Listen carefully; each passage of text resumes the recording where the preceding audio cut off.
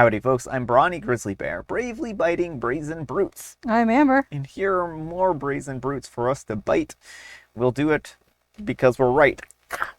Let's get started. Alright folks, and our first letter is titled, Am I a Jerk for Not Reminding My Boyfriend That It Was My Birthday? I'm a 30-year-old female and my boyfriend is a 29-year-old male, and I have been together for almost 5 years now. And he has never once remembered that it was my birthday without me telling him first. We have had a rocky year, he has been unemployed, and I have, admittedly, had an attitude. Not because he has been unemployed, but because I am working full-time, paying all of the bills, he does not have any income, and I do all of the housework, errands, groceries, cooking, etc.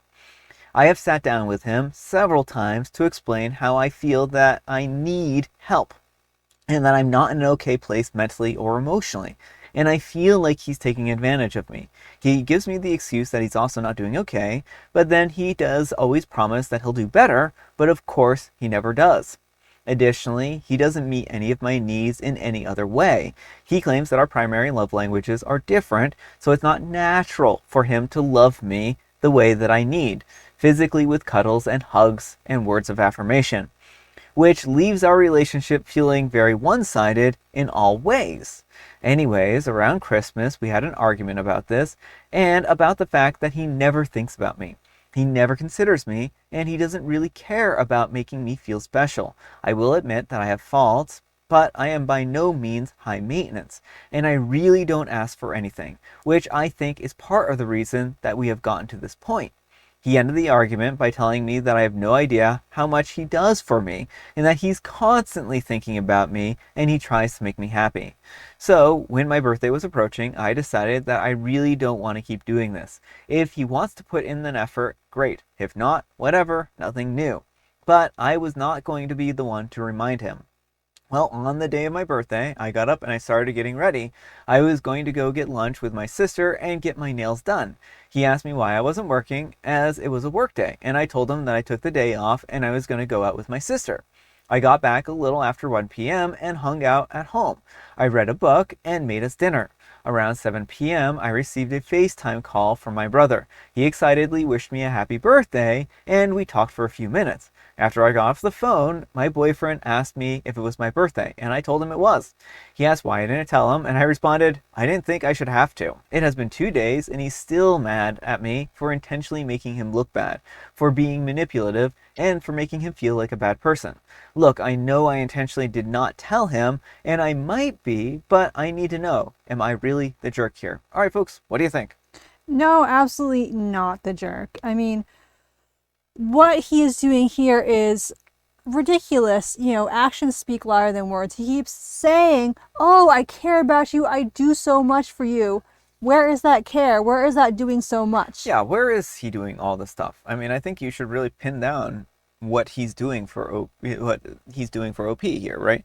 Because it doesn't seem like he's doing anything. I mean, I think he's saying he's doing a lot, and like, if being cared for like a pet is doing a lot, then I mean, yeah, I guess he is doing a lot, but I mean, that's all he's doing. Like, he can't even be bothered to put OP's birthday into his phone. Yeah. You know, like, this day and age, we have so much technology to help us remember these kind of things. OP isn't some distant acquaintance or anything. Yeah. OP is his partner. Yeah. He should be able to remember his birthday on his own, her birthday on his own. He shouldn't need OP to tell him that. And the fact that he is like turning it around, being like, you're terrible to me because you didn't tell me it was your birthday. OP, you can do better. Yeah, I think so as well. I'm really hoping that OP gives this a lot of consideration here, because like, words of affirmation, cuddles, hugs, like, come on. Yeah. I mean, he's acting like she's asking for $1 million. I know, here. like, you're asking for the world from me. You want, like, and I understand that not everyone likes, you know, physical affection and whatnot, but that may be a fundamental incompatibility. It seems like he's not willing to do anything for her. Yeah. So I would say that feels more like he just doesn't care than it's actually that he cares but can't show it in a proper way.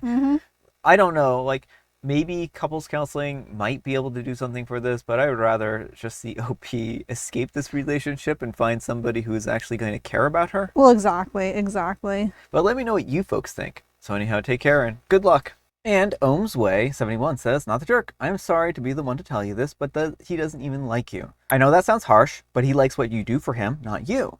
He is not even putting in the effort of a friend, let alone a partner. He has managed to convince you that you should be doing all the things and that he simply cannot. You would not accept this from a roommate. Can you think of one other person in your life that you would do this for? You are important too. You are your only real advocate. Start taking care of yourself at least as well as you take care of others. I would sit him down and say something along the lines of, I think I might be done. It's been 5 years and you cannot be bothered to remember my birthday.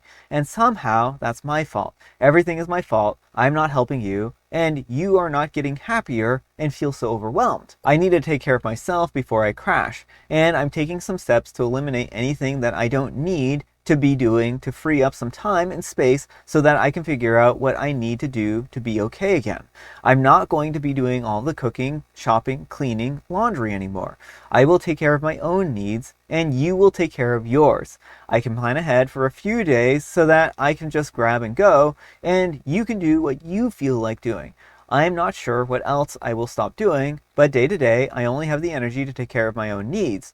You are at home way more than I am, so anything that you can do to help is so much more appreciated, and maybe together on Saturdays, we can do a house clean together so it doesn't get out of hand. You will also need to find a way to get money because the weight of the finances is also not sustainable. His response to that would make all of my decisions. If he responds with care and wants to help me, that says that he actually cares and there might be hope. More than likely, it's going to be a blowout. He's going to be very upset when he learns that he cannot benefit from your labor. That clearly states what he cares about just as much. When someone tells you who they are, believe them. I mean, I think that's pretty sound advice. All right, folks, and our next letter is titled, How Do I Let Go of Betrayal? Hey everyone, I'm in college, and about a year ago, something happened that made me lose all of my friends. The short version is this. A girl in our friends group started ditching everyone for her crush. People were upset but never spoke up. After months of this, her actions ended up making someone cry and I finally stood up for them. Instead of addressing the situation, she badmouthed me and spread some rumors. Almost everyone, including the person that I defended, turned their backs on me. Now, she plus 2 others is in one of my classes, a 3-hour course with a lot of group work. Since groups are randomly assigned, avoiding her isn't an option. I know that I need to let go, but the betrayal still hurts, especially since I truly tried to be a good friend to everyone. A few things to note here. She has proudly admitted to being a bully in high school. I'm already in therapy and medication doesn't work for me. I'm not religious, so praying isn't really my route, and the class size is too small to avoid her. Some former friends later admitted privately to me that they don't like being around her, but they still get stuck by her because it's where their other friends are. No one stood up for me, not even the person I defended. I don't want to carry this weight around all semester, but I don't know how to move forward. Has anyone been through something similar? How do you let go when the hurt still feels fresh? All right, folks, what advice do we have for OP here? The letting go part is really hard, and it's not going to be an easy thing to just let go of. But as for the class situation, I think that's potentially a little more manageable in that, it might be worth talking to the teacher privately about and explaining just like you don't even have to go into details, just explain that you and this person have had a difficult relationship and you would rather not be paired with them for assignments. Yeah, or even mentioning that they've bullied OP in the past, right? Because the teacher's going to be responding to that too, right? Yeah, well, I just didn't know how much, you can be as vague as you want to initially and but it may help to be more specific. I don't know. It depends on the teacher. A good teacher won't need you to divulge all your trauma to not make you work with someone.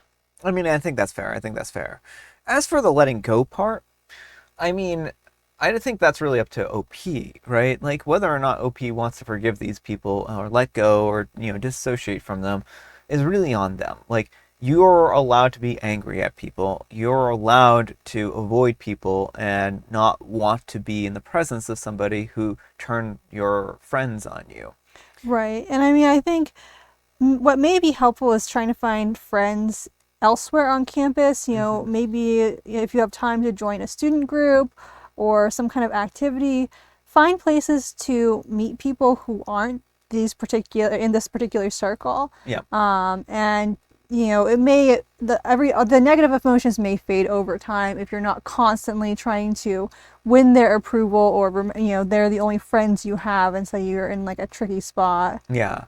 But I really wish OP the best of luck in this situation and navigating it. Hopefully they can find some kind of compromise with the instructor that'll allow them to not have to work with these people, and then they can just get through the rest of this year and not have to, hopefully, be paired up with these people again.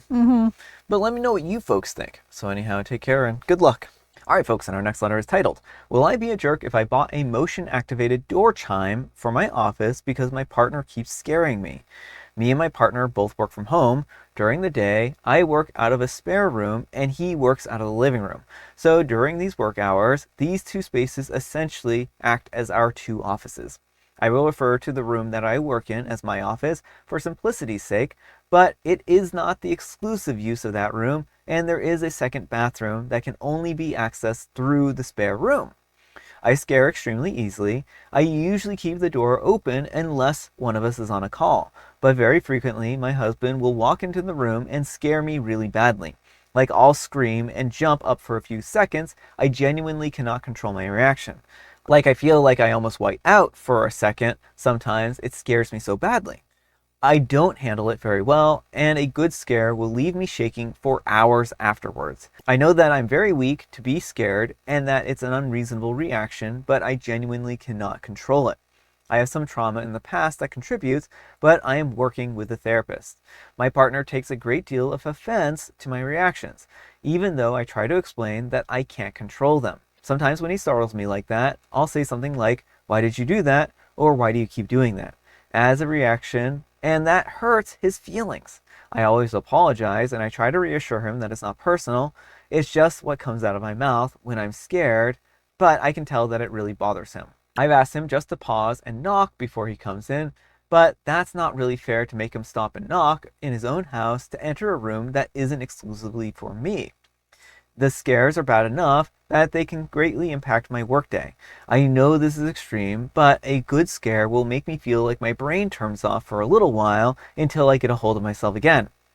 I suggested this morning, after a good scare, that maybe I should get a motion sensor door chime like they have the ones at the shop. I could install it in the hall just before my door and put the noisemaker on my desk so that I hear the noise and I know that he's coming. My partner thinks that's over the top, but I want to find a solution that works. Would I be the jerk if I just bought the chime and set it up? Edit, I'm reading everything as it comes along, and it's just a lot of messages. Thank you. Edit 2, sorry, I'm overwhelmed. A lot of people are saying that he's doing it on purpose, and I can't handle the thought of that, and I'm more than entertaining the idea. I'm going to try my best to reply to the comments. Though serious about the Brad story, it doesn't have a interesting conclusion, but if enough people care, I will post an FAQ over on Reddit. All right, folks, what do you think? No, OP, I don't think you're the jerk. And I also want to say that having a trauma response does not make you weak. You know, it seems like you really beat up on yourself in your mind for something that is outside of your control. You are doing what you can. You're working with a therapist. But sometimes, you know, when the body becomes physiologically wired to startle, it's really, really hard to change. You have to rebuild your neural pathways. And it's not always easy or even feasible. And I'm wondering if these are things that you personally have put upon yourself, or if these are things that maybe your partner has put upon you. I'm really wondering if he is actively startling you for one reason or another, either to make you feel lesser about yourself, like if you react this way and then he basically uses it to demean you and be like, you shouldn't react like that, you know, like no matter what, he's not acting like a good partner. He's not taking any steps to remedy this. Like, he's not open to any compromises. He's not open to like knocking. He doesn't like the door chimes. It seems like he knows you have trauma. He knows you have the startle response. He knows it messes with the rest of your day. Like, your brain, you say, essentially shuts off. If he cared about you, he would at least try to mitigate this issue. Yeah, well, I mean, I think that's the biggest red flag for me, right? Is that a door chime seems like such a simple thing. It's not like they're, fighting for every cent in their Hmm. household, right? A door chime will allow OP to have an ability to know when he's coming, but the fact that he somehow manages to sneak up on her regularly Hmm. enough to scare her really makes me wonder, again, like you said, if this is on purpose. Because, if you know that somebody startles easily, why wouldn't you just give them a heads up, right? Right. And like, what are these things he has to keep coming and getting? Like, couldn't they move them to somewhere else in the house so she could have a more peaceful workstation? Yeah. Like, it just seems like he is making literally no efforts and is just using this to like demean OP and tell her that she's wrong and she needs to get over this. It feels more like a control mechanism. Yeah, it kind of does feel that way. But let me know what you folks think. So, anyhow, take care and good luck. All right, folks, and our next letter is an update. Update. Will I be a jerk if I move out of our apartment knowing that my fiance and his mom can't afford it without me? And, folks, just to summarize this one real quick, OP's mom, OP's mother-in-law has essentially moved in and will not do anything and just criticizes OP and all kinds of stuff, and their husband will not put their foot down or establish any boundaries. So OP wants to move out because she's tired of it, and she's the breadwinner. But let's get started in this update. I posted here last week about the situation that I'm living in with my soon-to-be ex-fiance and his mom. If anyone is interested, here's the original post. I started off by trying to reply to everyone's comments and keep up, but honestly, I just got completely overwhelmed with all the comments. First of all, I want to thank everyone for their feedback and comments, even the ones that were kind of harsh. Actually, probably especially the ones that were kind of harsh.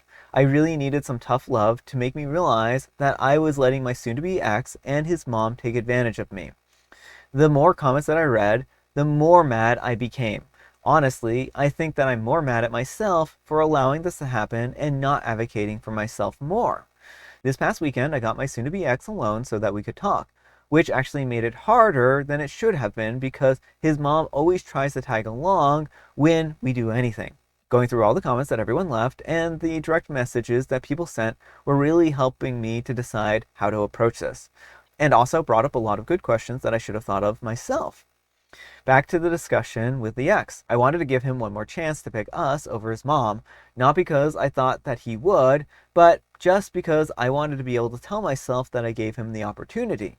I explained again about how unhappy I am with the situation and how it's affecting my work because of her constant interruptions, and just being unhappy and uncomfortable that I'm forced to work out of a corner in our bedroom.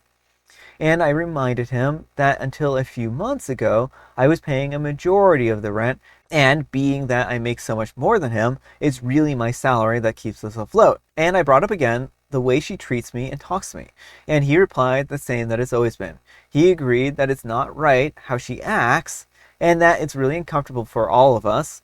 What in the world? I don't care if she's uncomfortable.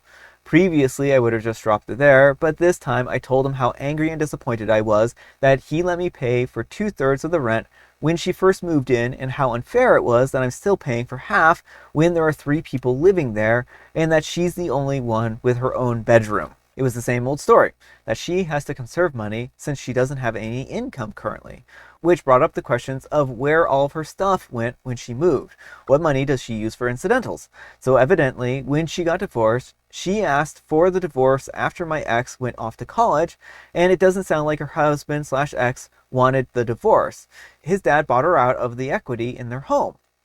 X didn't have any idea about how much it was or how much is left, but until she moved here, she was working full time as a teacher and living in a small apartment so that she would not have to tap into the divorce settlement money very much. Other than that, X didn't have much insight into her finances other than what she told him, that she has to conserve money.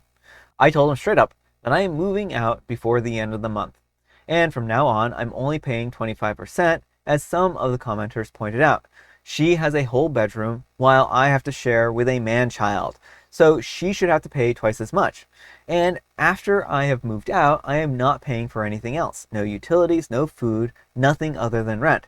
I have a pretty idea of what his finances are like, and if he has to pay 75% of the rent all by himself, it's going to take a huge chunk of his net income. And after he pays the utilities and buys the groceries, there won't be anything left for incidentals. Rent was due on the 1st, but it's not late until after the 5th. So he has 2 days to come up with the money. If he doesn't come up with it and I end up covering it, then I'll reduce the amount that I pay in future months. The only reason that I'm going to keep paying any of this rent is after I move out, I'm still on the hook. I talked to the leasing office and they explained that since the ex and I signed the single rental agreement together, for example, one contract that we both signed as opposed to 2 contracts that we signed individually, we are both responsible for the rent. They don't care who actually pays as long as they get paid. The only alternative would be if he agrees to sign a new lease by himself or together with his mom, but in all likelihood, he wouldn't be able to pass the credit check on his own. So I'm kind of stuck. I don't think that he'll do anything dumb enough because he's going to need to find some place to live after this, and a collection on his report wouldn't be good. I also told him that I am going to find some place to work during the day until I move out so that she can't bother me. My friend that I'm moving in with said that I could work there during the day since she and her current roommate have a 9 to 5 job, so I took her up on that for now. After living with his mom, I am not about to overstay my welcome, so I'm going to find some other options that I can rotate through. Someone suggested checking out the public library, or if it comes to it, I'll get a membership at one of those WeWork kind of places, just in case. Just in case, I brought my important papers, files, and valuables, and my friend is storing them for me until I move in. He really didn't take it well. The surprising thing to me is that he was surprised by everything. He seemed really shocked that I wasn't prioritizing his mom. I really got the feeling that he sincerely believed that I wanted to take care of her as much as him, and he kept saying stuff like, well, what about my mom? What am I going to tell her? That's how she is, but we still need to help her, etc. He asked about our relationship and the engagement. I told him that after I move out, I would need some space from him.